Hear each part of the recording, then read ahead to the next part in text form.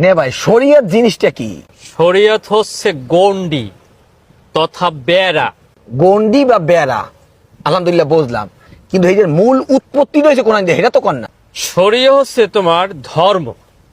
ধর্ম কিরমের? বাবা আদম আলাহিসাল্লাম থেকে নবী ঈসা আলাহিসাল্লাম পর্যন্ত যত জাতি গোষ্ঠী পৃথিবীর মধ্যে আইছে সবাইকে সঠিকভাবে জীবন প্রক্রিয়া, জীবন মান উন্নয়নের জন্য, সামাজিকভাবে সবকিছু চলার জন্য বিধিবিধান আল্লাহ দিয়েছে। কাউরে কিতাবের মাধ্যমে, কাউরে ওহির মাধ্যমে দিয়েছে।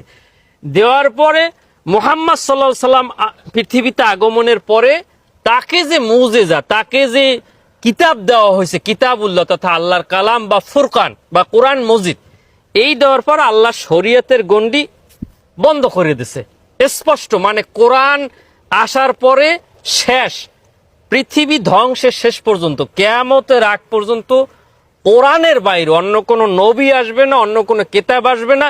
কোরআনের আইন এইটাই হইলে সর্বশ্রেষ্ঠ শরিয়ত, ওই আইনই চলতে হইবে, এটার নাম শরিয়ত। আম্মের কথা শুনে মুই যেটা বুঝলাম যে আল্লাহর জমিনে আমাকে চলনে বলনে, কথা কাজে, ঘরে বাইরে, রাজনীতিতে, ব্যবসা বাণিজ্যে শরীয় আইন বাস্তবায়ন করতে হবে। এর মূল যে জিনিসটা যে কিতাবুল আল্লাহর কোরআন। কিন্তু আমি তো মুসলমানের ঘরে জন্ম নিয়েছি, আমারই এক মুসলিম ভাই বলতেছে শরীয় আইন মানি না। তা মুসলমানের ঘরে জন্ম নিয়ে এই কথা কয়, তার জন্য কি ব্যবস্থা আছে বা তার জন্য কি উত্তর আছে? যে ভাই কইছে শরিয়া মানি না, খোঁজ লইয়ে দেখ ও আর যে বাপ মার বিয়া ওই শরিয়ত মোতাবেক হইছে।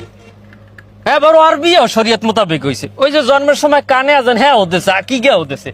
যদি মারা যাইয়েছে আর বাপ মা, হ্যাঁ ওই শরিয়ত মোতাবেকই জানাজা দাফন কাফন হইছে। তো হইছে কি, ওই ক্ষমতা একটা পাওয়ার আছে না, আর ওই টাহাল্লো বেশ বিল্লি সিল্লি দেহে। তবে হ্যাঁ, কিতাবুল্লাহর একটা আইন, কোরআনের একটা আইন প্রকাশ্য যদি কেউ করে, আমার বাহেও যদি করে, যে অস্বীকার করে, সে কাফের।